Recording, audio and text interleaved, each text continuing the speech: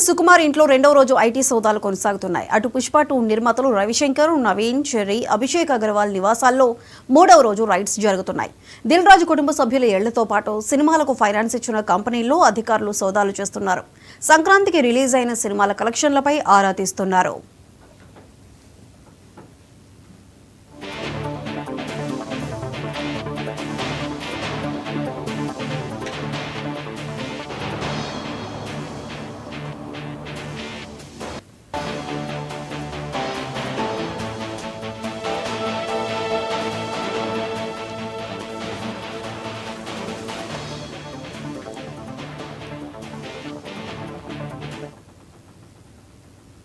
Director Sukumar ఇంట్లో రెండవ రోజు ఐటీ సోదాలు కొనసాగుతున్నాయి. అటు పుష్ప 2 నిర్మాతలు రవిశంకర్, నవీన్, చెర్రీ, అభిషేక్ అగర్వాల్ నివాసాల్లో కూడా మూడవ రోజు రైడ్స్ కొనసాగుతున్నాయి. అయితే రైడ్స్ కి సంబంధించి మరింత సమాచారం మా స్పెషల్ కరెస్పాండెంట్ రాజ్ కుమార్ అందిస్తారు. రాజ్ కుమార్, చెప్పండి.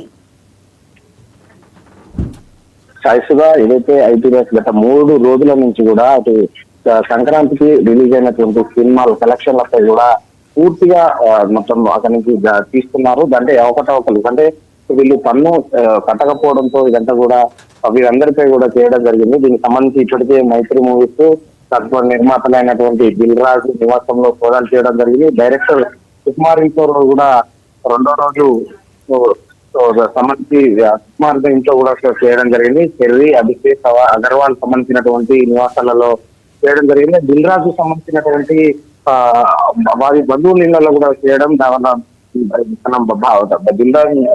ఏదైతే వైఫ్ ను కూడా లాకర్ వద్దకు తీసుకెళ్లి దానికి సంబంధించినటువంటి దాంట్లో తీసుకురావడం జరిగింది. దీనికి సంబంధించి వాళ్ళ అంటే లాకర్ ఓపెన్ చేయడం, దానికి సంబంధించినటువంటి కొన్ని ఆధారాలు సేకరించడం, ఇవన్నీ కూడా చేయడం జరిగింది. కాబట్టి ఈ యొక్క ఐటీ సోదాలు మాత్రం కంటిన్యూగా ఏదైతే పుష్ప 2 సంబంధించినటువంటి నిర్మాతలు రవిశంకర్, నవీన్ సంబంధించినటువంటి చెర్రీ, అభిషేక్ సంబంధించినటువంటి దాంట్లో భారీగా కూడా అంటే కలెక్షన్లు కూడా పెద్ద మొత్తంలో రావడం జరిగింది. అవన్నీ కూడా ప్రభుత్వం ఏదైతే చెల్లించాల్సిన పన్ను చెల్లించలేదన్న దానిపైన కూడా మొత్తానికి చెప్పడం జరిగింది. ఏదైతే కొన్ని బడ్జెట్ ఇచ్చినటువంటి ఫైనాన్స్ కంపెనీలో కూడా వీరికి సంబంధించినటువంటి ఎక్కడి నుంచి వచ్చాయి వాటన్నిటి కూడా పన్ను ఉందా, సరైన పత్రాలు ఉన్నాయా కూడా చాలా పత్రాలు ఇప్పటికే స్వాధీనం చేసుకోవడం జరిగింది. కొన్ని ఫైళ్లను కూడా సీజ్ చేయడం జరిగింది. ఈ యొక్క దీనికి సంబంధించినటువంటి దాంట్లో పుష్పకు సంబంధించినటువంటి దానిపైన ఇంకా కొనసాగుతున్నాయి ఈ దాడులు.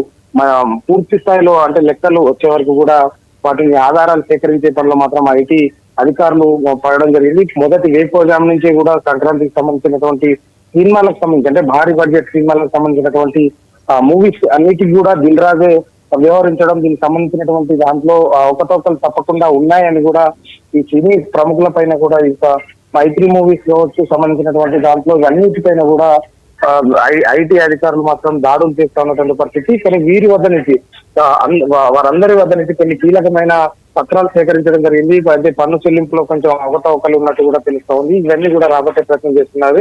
ఇంకా దీని యొక్క సంక్రాంతికి వచ్చినటువంటి సినిమా కలెక్షన్ల పైన యొక్క ఐటీ రేట్స్ ముఖ్యంగా జరుగుతున్నట్టు కూడా తెలుస్తా ఉంది. కానీ ఈ దాడులు మాత్రం మరోసారి కంటిన్యూ అయ్యే అవకాశం ఉంది. వాటి అన్నిటిని అంటే ఈ యొక్క ఆధారాలు సేకరించి పూర్తి స్థాయిలో అధికారులు ఏదైతే సినిమాకు సంబంధించినటువంటి వారందరిపైన ఇప్పటికే దాడులు చేయడం, వారి దగ్గర ఉన్నటువంటి కీలక పత్రాలు స్వాధీనం చేసుకోవడం, దానిపై ఆ పత్రాలు కూడా సరైన ఏదైతే పన్నులు చెల్లింపు దాంట్లో ఇంకేమైనా అవకతవకలు ఉన్నాయన్న దానిపైన కూడా ఐటీ అధికారులు సోదాలు చేస్తా ఉన్నారు. ఇంకా వాటిపై అనధికారిక అంటే అమౌంట్ ఎక్కువగా ఉన్న నేపథ్యంలో వీరందరి నుంచి లెక్కలు తెలిసే పనులు మాత్రం ఐటీ అధికారులు పడ్డారు.